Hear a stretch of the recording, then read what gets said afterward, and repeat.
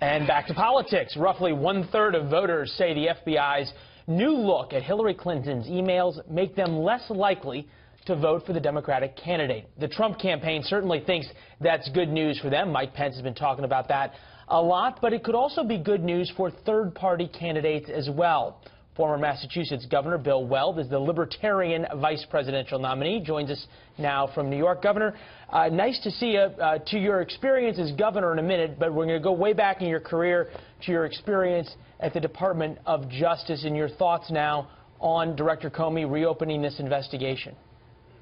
Right, and I say this not with my candidate hat on, but with my former hat as head of the criminal division of the Justice Department in Washington.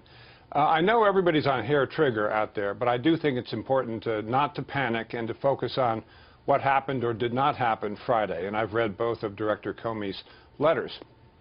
Essentially, what he said was, I told you, Congress, I'd keep you updated. We found some more emails, yet more emails. We're not sure what they contain. We haven't had a chance to read them yet. In fact, we can't read them until we go get a warrant. And so we'll read them, and if they contain anything, well, then we'll play that as it lays. What it did not say was we're reopening the investigation, although that was widely reported. So I think there's far less there than meets the eye. And the FBI already has 15,000 emails from Huma Abedin that she disclosed in civil litigation. So it's not like they're coming to this as a fresh surprise.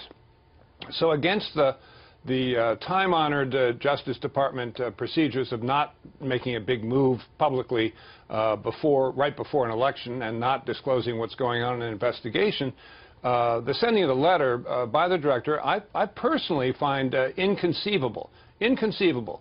And it's particularly surprising since Jim Comey has always had, long had, a good to very good reputation in the Department of Justice. I think he just felt middled by having told Congress he'd keep them updated, and he had to do a balancing act. And I think he came down in the wrong place. I think with deepest deference, and I'm a big admirer of his, but I think he looked out for himself and he didn't look out for the rest of us. Well, that's an important point, as you say, looking out for himself, which is conceivably the one thing the FBI director is not supposed to do. He's supposed to look out for all of us and frankly, look out for those who are trying to do harm to all of us. As a candidate, and clearly this is in one way or another put the hand on the scale of the election, give me the emotional response. All of a sudden, as you're heading into the final days, you have your closing argument, and then the FBI director, who's not been elected by anybody, completely changes the game.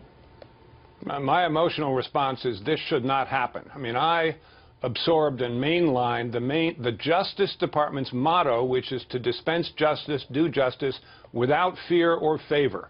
And I don't feel like that's being done here. You know, there's time to prevent any lasting damage from occurring, but it's certainly right now it's troubling.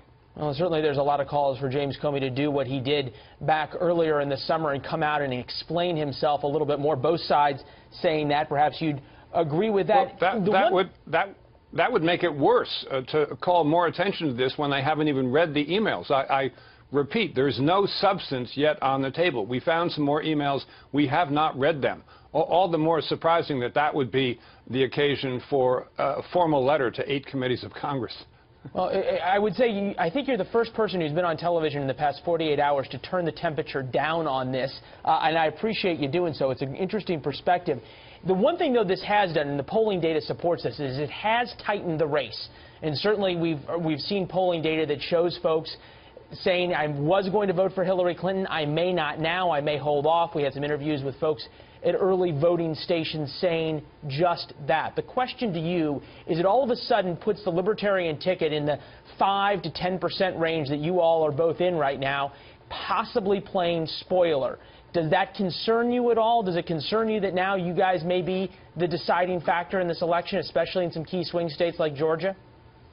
No, I mean, Governor Johnson and I play straight baseball. We're in the fight of our lives, frankly, to make that 5% threshold so that the Libertarians would have formal status going forward and qualify for matching funds and not have any more ballot access problems as have bedeviled them in the past. And, you know, if we couldn't run the table and win it all, which after we didn't get into debates, that just was not going to happen, this is what we're aiming for. And I think it's structurally in the interest of the United States for the Libertarian Party to have that formal seat at the table going forward in our national political dialogue, because I think we got a better combination of policies, fiscally responsible and socially liberal, than either of the other two parties. Well, we wish you luck coming into the last 10 days or so, sir. Thanks for being with us. Appreciate your thoughts earlier as well. Thanks so much. All the best. Shannon.